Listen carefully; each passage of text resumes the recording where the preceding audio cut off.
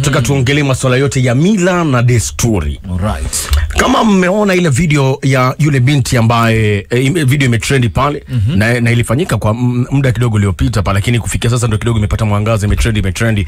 Na katika ile video uliona kabisa kuna binti fulani ambaye inasemekana ndo mke wa marehemu akilazimishwa kutupa mchanga katika lile kaburi la bwanake, lakini upande wa pili ukiangalia yule binti ni kama alikuwa hataki, amesusia. Jambo ambalo lililofuata ni kichapo alichokipokea mbele ya watu. Sasa nilikuwa najiuliza jamani, cha kwanza, hile ilikuwa inaonesha nini? Ina umuhimu gani? Ama labda katika mila zetu kuna jambo kama ile ambalo linafanyika kwamba lazima mke wa marehemu arushe ule mchanga, na asiporusha basi iwe kuna sababu fulani. Wengi walikuwa nasema ya kwamba inaweza kuwa ya kwamba alihusika katika kifo cha bwanake. Wengine wanasema ya kwamba inamaanisha kwamba akitupa pale inamaanisha amejifunga hata ulewa tena. Yaani baadhi ya vitu ambavyo Wakenya wengi walikuwa na comment pale. Lakini kwa nauliza jamani, katika hizi mila na desturi zetu za Kiafrika ni lazima zifuatwe na ukikataa unapigwa kichapo namna ile?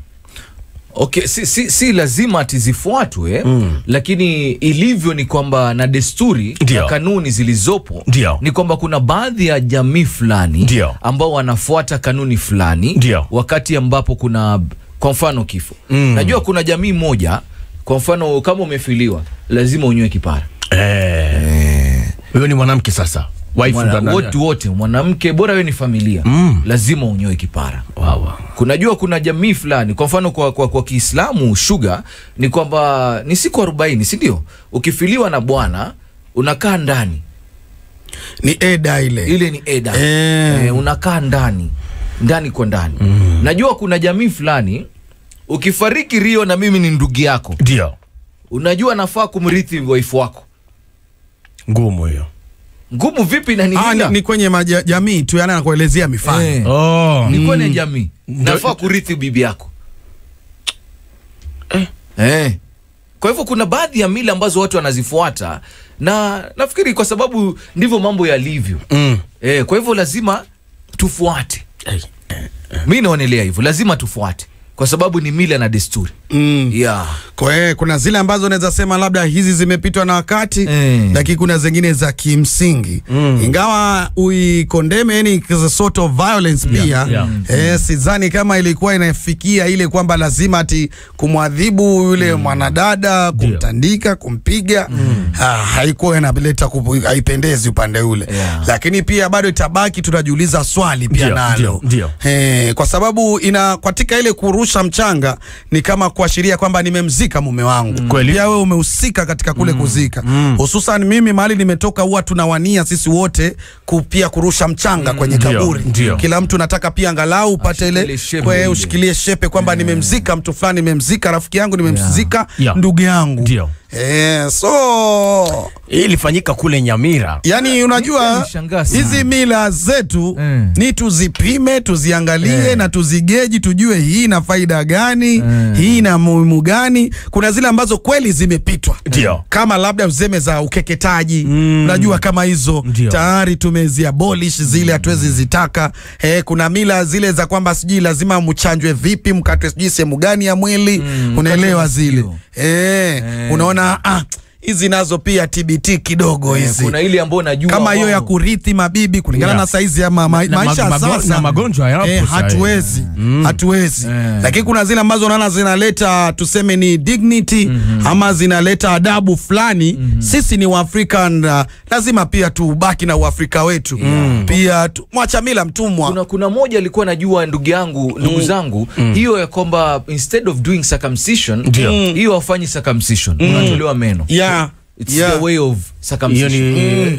Rite of passage yao. Rite of passage yao. Bana, nataka kusikia bwana, ni mila gani za ajabu labda unaona kidogo zimepitwa na wakati, na unaonaje haya maneno jamani? Kuna hizo za kwamba hufai kula na mother in law pamoja. Angalia kama hiyo. Sani moja. Hata hufai kuingia bathroom moja na mother. Moja. Bana, na mother in law ama father in law. Kama mpati vizuri bwana, chungulia hapa kidogo. Hello. Hajakaa vizuri huyo. Aya, bwana Dominic Bosire, pande wa simu kidogo. Engineer Naomba kidogo tuangalie upande wa simu. Kuna message hapa. Anasema ya Mahamich anasema kwamba Zuli Sugar Boy na Mainman Rio katika mila za Abagusi Assalamu alaikum. Ndio huyo amepatikana. Ulihusika katika Assalamu alaikum. Bwana Chungla, alaikum salam baba. Habari ya ndugu zangu. Salama.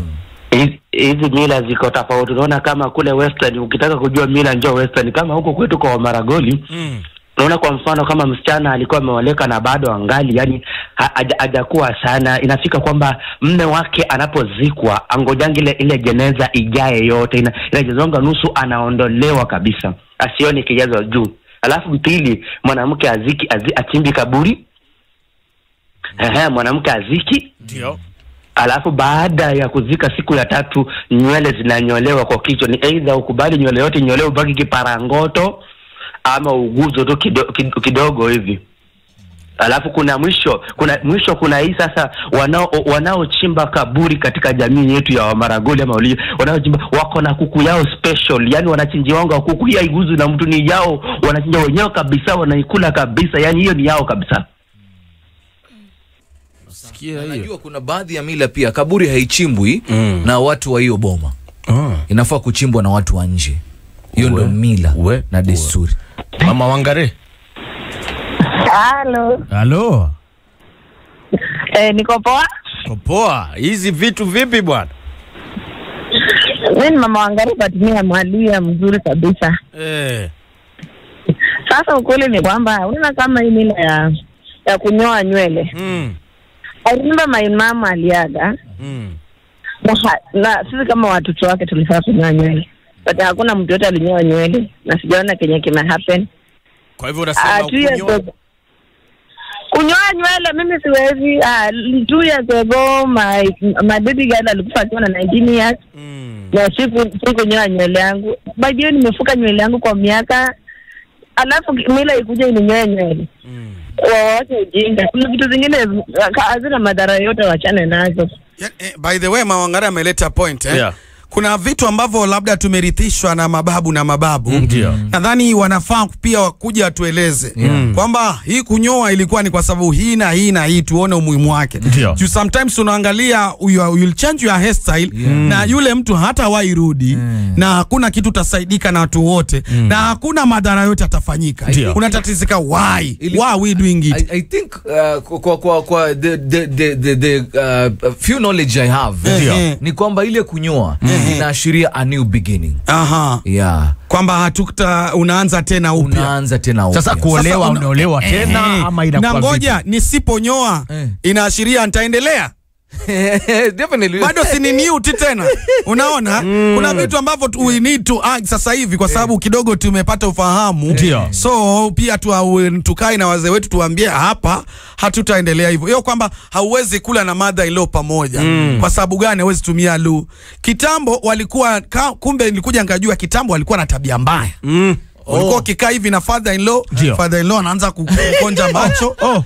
Kwa hivyo ilikuwa kwa hiyo kulikuwa na sababu fulani hivi. Si ndio? Wazee wana tabia mbaya. Ndio maana ikakanseliwa kwamba haufai kwenda lu, kwa sababu unaona lu sometimes ilikuwa iko nyuma ya nyumba kando. Sasa ilikuwa mzee akienda alafu labda ule kwa mfano wife ameenda alafu father in law na yeye anaenda, wanaenda kupatana huko, mzee anamgeukia. Ndio maana ikakatazwa msitumie moja, kwa sababu pia lu ilikuwa mbali, lakini sasa hivi hatuwezi tena. Sasa hivi tuko nazo kwenye nyumba. Huwezi sema ati mimi niko na 1 bedroom ni kimoja tu pale, akinitembelea ati asitumie. Ataenda wapi? So kuna vitu lazima tuulize why were these hizi mila ziliwekwa hivi na tuzikansel sisi wenyewe kabisa. Kwamba hufai kuona kama hiyo ya chunguli kaburi ikijazwa. Ni kwa sababu gani? What are the effect? Nikiona inamaanisha litapasuka jeneza. Sugar Boy, you are questioning. You are questioning. No, he's making a logic explanation, but Sugar Boy. Anatoa point. That's the word. That's the word. I'm right.